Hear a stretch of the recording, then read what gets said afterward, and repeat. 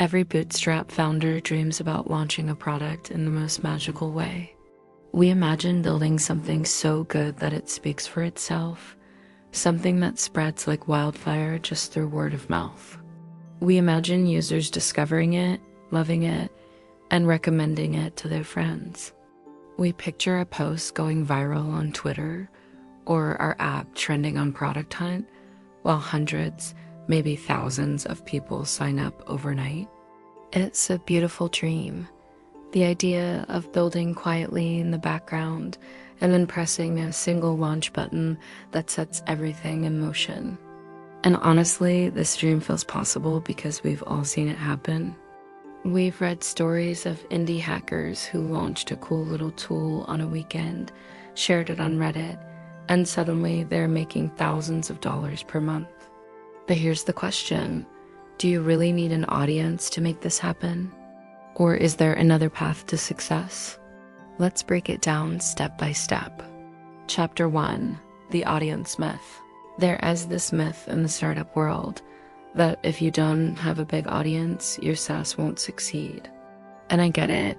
Having an audience feels like a cheat code. If you've got 50,000 followers on Twitter or 100,000 subscribers on YouTube, you can launch almost anything and instantly get attention. But here's the truth. Yes, having an audience helps, but it's not the full story. When I launched LinkDrip, I leaned heavily on my audience. Just through pre-sales, I made around $75,000 in a few months. When I launched 8base, it reached $5,000 MRR in under 3 weeks. With FounderStack, we did over $175,000 in one-time sales in 2 months. And all I did was announce it on my social media and create a strong YouTube video to kick things off. That sounds incredible, right? But there's a catch. Even with 500,000 followers across different channels, there's a cap. There's only so much money you can generate from your organic reach. For me, that cap has always been somewhere between $50,000 and $175,000. And once you hit that ceiling, growth slows down because your audience can only buy once. This is the part most people don't talk about. Chapter 2: The Ceiling of Organic Growth. Think about it. If you have 100,000 followers on Twitter, not all of them are interested in SaaS. Out of those, maybe 5,000 will click on your product. Out of those, maybe 500 will pay, and that's it. That's your ceiling. Even one of the most famous indie hackers, Peter Levels, admitted this. At one point, he shared that his organic audience reach capped out at around $50,000 MRR.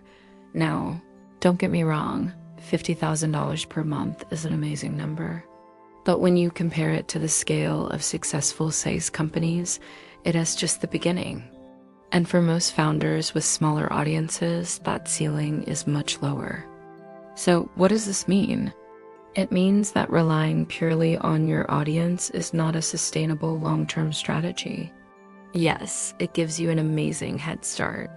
Yes, it feels like rocket fuel in the beginning, but eventually you hit a wall. Chapter 3: The Harsh Truth. You have to buy users, so what do you do after you hit that ceiling? This is where a lot of bootstrap founders get stuck. They think their growth problem means their product isn't good enough. They start adding random features, tweaking pricing, or rebuilding their landing page 10 times. But here's the real truth. It's not about your product. It's about your growth engine. And almost every successful SaaS founder I know eventually realizes this. You have to buy users. Now, don't panic. Buying users doesn't mean being shady or unethical. It simply means putting money into channels that get your app in front of new people, beyond your existing audience. That could be paying influencers to promote your product, running an affiliate program, spending on ads, Google, Facebook, LinkedIn, hiring sales reps or SDRs, sponsoring newsletters or podcasts. All of these strategies cost money, but that's the point. You're exchanging dollars for distribution. Chapter 4: Understanding CAC and LTV. This brings us to two of the most important concepts in SaaS growth. CA, customer acquisition cost, and LTV, lifetime value. CSA is how much it costs you to get a new customer. LTV is how much revenue that customer brings you over their lifetime. Here's a simple example.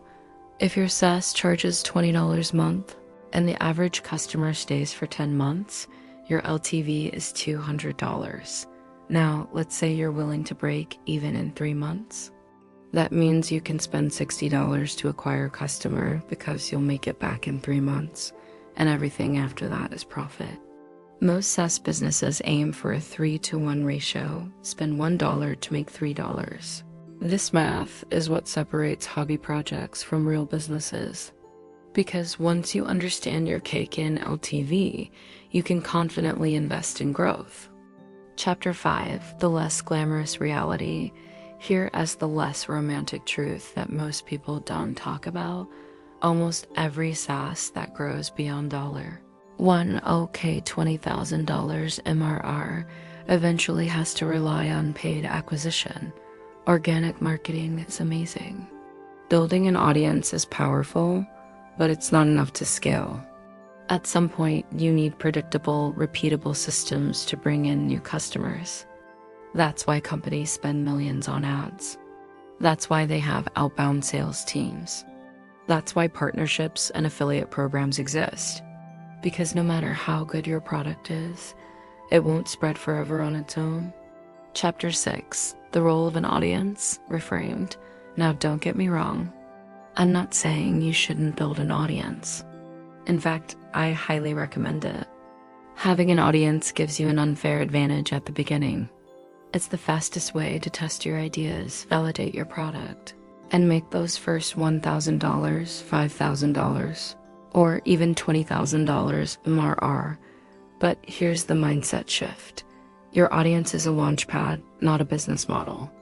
It can get you off the ground, but it won't carry you to scale. So yes, build your Twitter following, grow your YouTube channel, share your journey. But also prepare for the day when you'll need to go beyond organic. Chapter 7, building a real growth machine. So what does it look like to go beyond organic? Step 1, know your numbers. Understand your CAC and LTV. Step 2, test channels.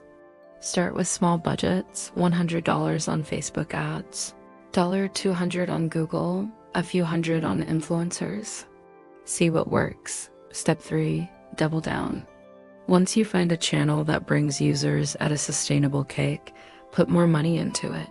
Step 4, systemize, build repeatable processes. For example, if your Facebook ads bring in customers at $40 CAC and your LTV is $200, scale your ad spend to $5,000, $10,000, or more.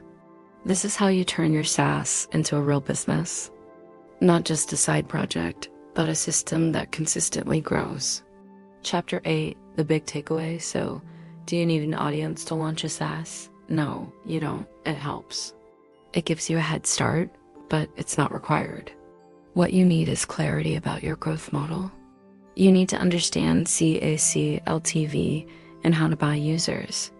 You need to build a product people want, and then put it in front of the right people.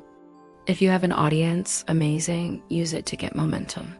If you don't, that's fine too. You can buy your way into distribution once you know your numbers. Either way, success doesn't come from followers. It comes from solving real problems, building real systems, and treating your SaaS like a business. Final words to founders. So here's my advice if you're starting today. Build your product around a real problem.